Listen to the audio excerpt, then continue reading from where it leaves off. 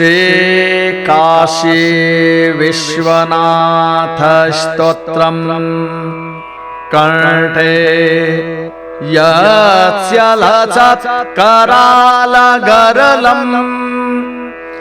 गंगाजलम मस्तके वामांगे गिरिराज राजतनया जाया भवानी सती नंदे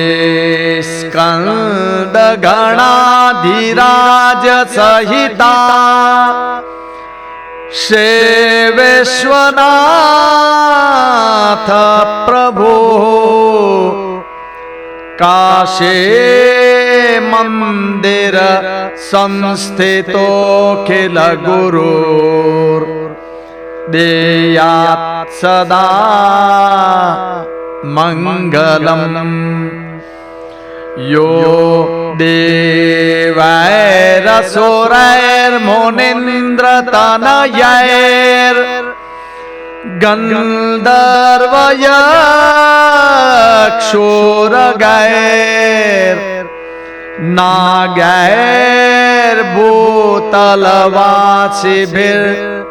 नागैर्भूतलवासिभिर्द्विजवरैः संसेवितः सिद्धये या गंगोत्तरवाहिनी परिसरे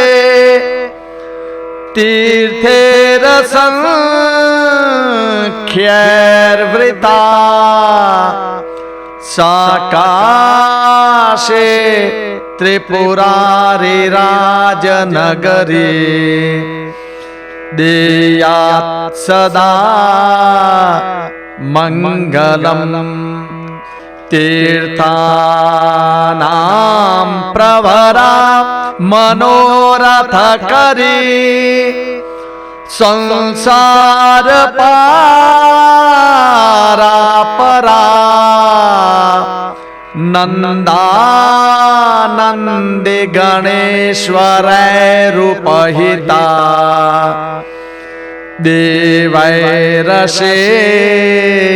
देवैरशेषैस्तुता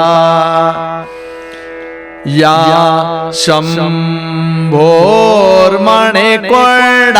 शम्भोर्मणिकुण्डलैककणिका विष्णोस्तपो दीर्घिका सेयं श्रीमणिकर्णिका भगवती देयात् सदा मंगलम एषा धर्मपताकिनी तटरुहा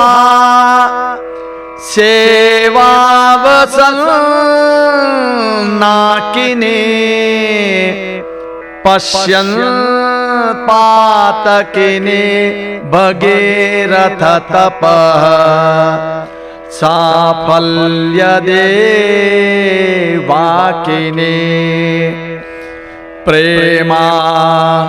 रूढपताकिनी गिरिसुता साकेकरा स्वाकिनी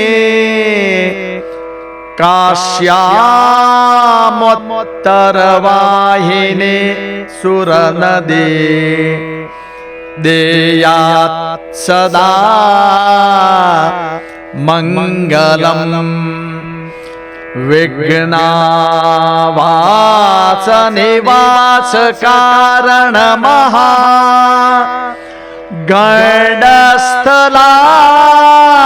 गंडस्थलालंबिता सिंदूरारुण पुंज चंद्र किरण प्रच्छादिना गच्छवि श्री विश्वेश्वर वल्लभो गिरिजया सानन्दकानन्दितः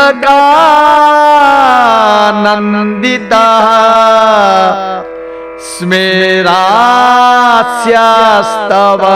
दुर्निराजमुदितो देयात् सदा मङ्गलम्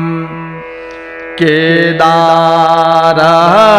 कलशेश्वरः पशुपतेर्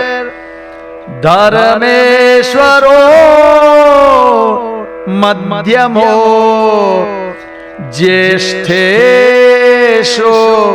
पशुपश्च कन्दुकशिवो विघ्नेश्वरो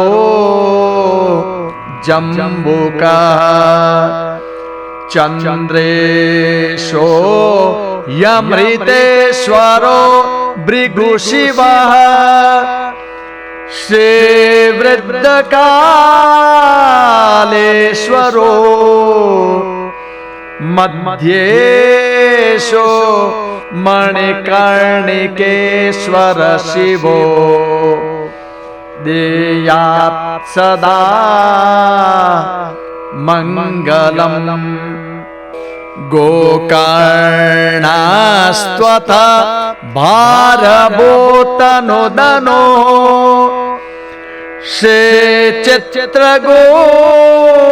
श्रीचित्रगुप्तेश्वरो यक्षेशास्तिलपर्णसङ्गम शिवो शैलेश्वर कश्यप नागेशोऽग्निशिवो निधीश्वर शिवो गस्तेश्वरस्तारक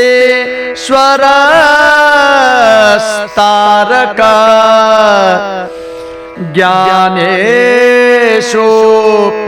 पितामहेश्वर शिवो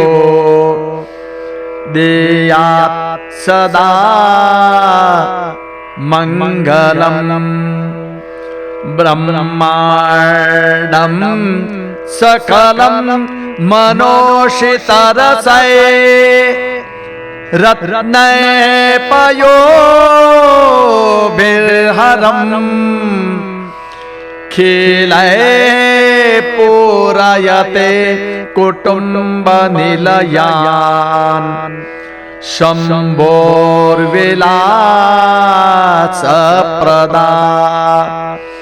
नाना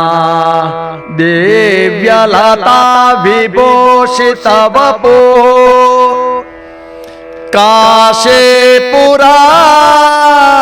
काशीपुराधीश्वरे शिवेश्वेश्वर सुन्दरे भगवते देयात् सदा मङ्गलम् या देवे महिषासुरप्रमथने या चण्डमुण्डापहा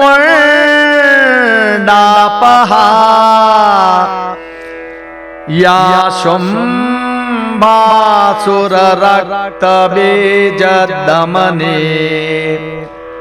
शक्रादिभिः संस्तुता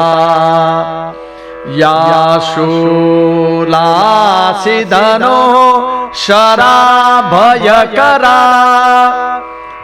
दुर्गादिसंदक्षिणा माशेत्या शितविघ्नशंसमयतु देयात् सदा मङ्गलम् आद्या श्रीर्विकटा ततस्तु विरजा श्रीमङ्गला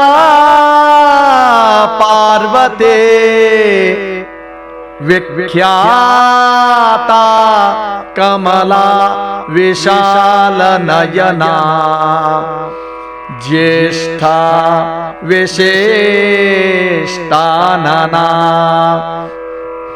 कामाक्षी च हरे प्रिया भगवते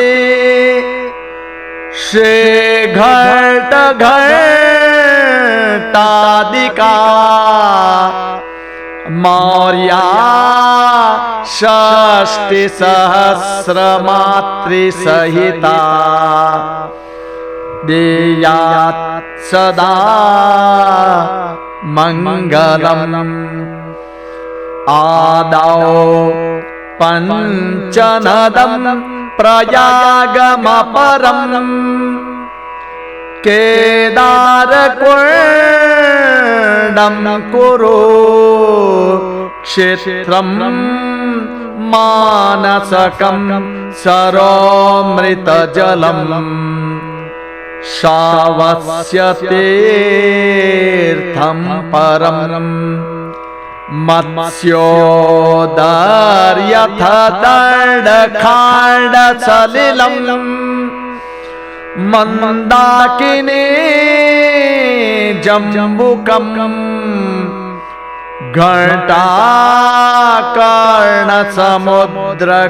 घटाकर्णसमुद्रकूपसहितो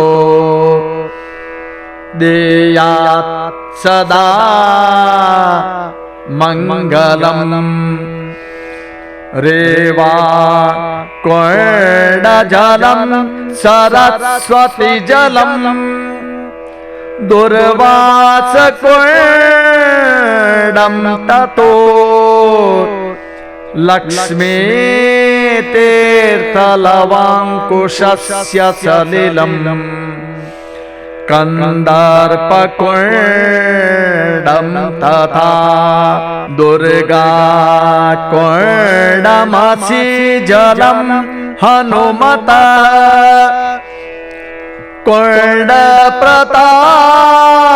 कुण्डप्रतापूर्जिता प्रज्ञानप्रमुखानि वा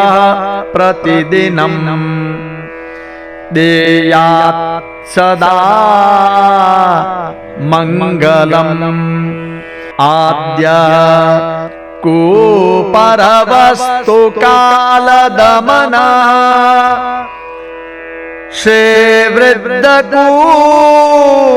श्रीवृद्धकूपोपरो विख्यातस्तु पराशरस्तु विदितः कूपः सरो मानसः जयगेशव्यमुने शशांक नृपते कूपस्तु धर्मोद्भवः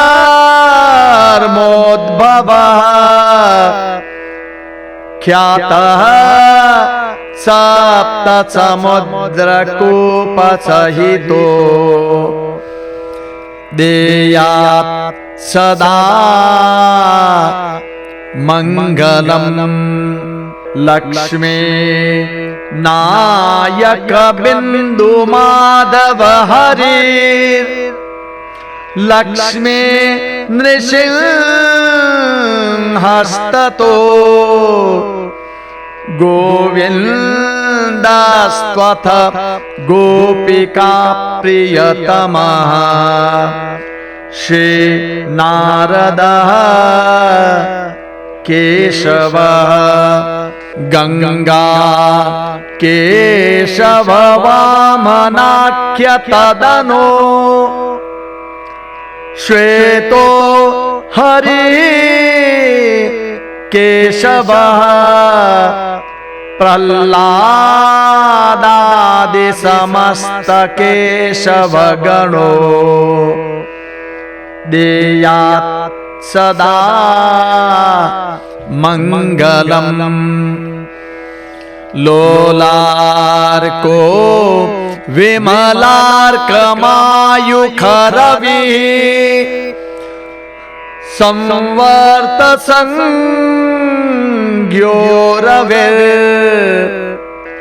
संज्ञोरविर्विख्यातो द्रुपदुःख खोल्कमरुणः प्रोक्तोत्तरार्कोरवे गंगार्कस्त्वथ वृद्ध वृद्धि विबुधा काशे पुरी संस्थिता सूर्या द्वादश संज्ञकाः प्रतिदिनं देयात् सदा मंगलम् आद्यो विनायको गणपते चिंतामणि सिद्धिदः सेनावेग्नपतिस्तु वक्त्रवदनः श्रीपाशपाणि प्रभु आशा पक्ष विनायका प्रशकरो मोदादिकः षड्गुणो लोलार्का दिविनायका प्रतिदिनं देयात् सदा मंगलम् हेरम्बो नलकुबरो गणपति भीमचंडे गणो विख्यातो मणिकर्णिका गणपति श्री सिद्धिदो विघ्नपः मुण्डश्चण्डमुखश्च काष्ठहरणः श्रीदण्डहस्तो गणः श्रीदुर्गाख्यगणाधिपः प्रतिदिनं देयात् सदा मंगलम् आद्यो भैरवभीषणस्तदपरः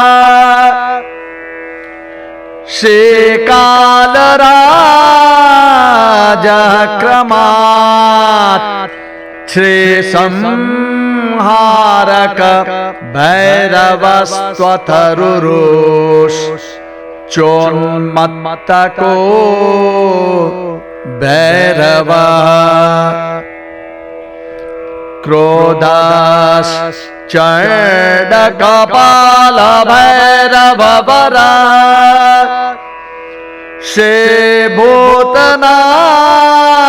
श्रीभूतनाथादयो ह्यष्टाओ भैरवमूर्तयः प्रतिदिनं देयात् सदा मंगलम् आदातोऽम्बिकया सह त्रिनयना सार्धं गणैर्नन्दितां काशीमाशु विशन् हरः प्रथमतो वार्षध्वजेव स्थितः आयाता दशधेनवः सुकपिला दिव्यपयोभिर्हरम् ख्यातं तद्वृषभध्वजेन कपिलम् देयात् सदा मंगलम् आनन्दाख्यवनं हि चम्पकवनं श्रीनैमिषं खाण्डवं पुण्यं चैत्ररथं त्वशाकविपिनं रम्भावनं पावनम् दुर्गारण्यमथोऽपि कैरववनं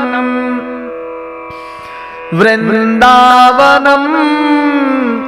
पावनं विख्यातानि वनानि वः प्रतिदिनं देयात् सदा मङ्गलम् अलिकुलदलनीलः कालदंष्ट्राकरालः सजलजलदनीलो व्यालयज्ञोपवीतः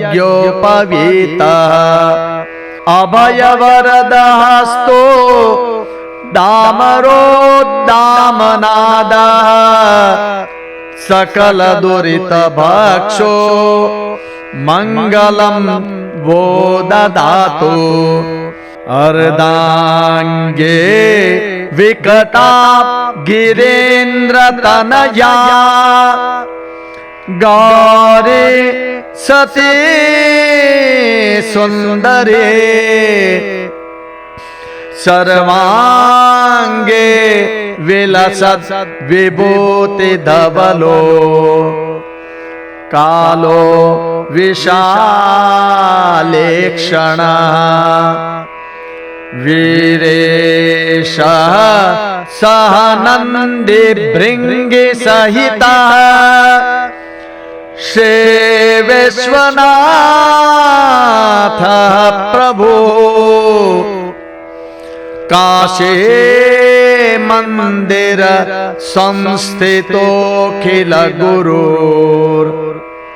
देयात् सदा मंगलम् यः प्रातः प्रयतः प्रसन्न मनसा प्रेम प्रमोदाकुलः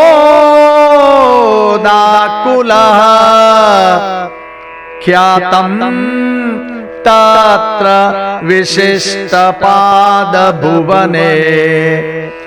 शेन्द्रादिभिर्यत्स्तुतं प्रातः प्राङ्मुखमासनोत्तमगतो ब्रूयात् शृणोत्यादरात् काशीवासमुखान्यवाप्य सततम् प्रीते शिवे धूर्जटे इति श्रीमच्छङ्कराचार्य विरचितं काशी विश्वनाथ स्तोत्रम्।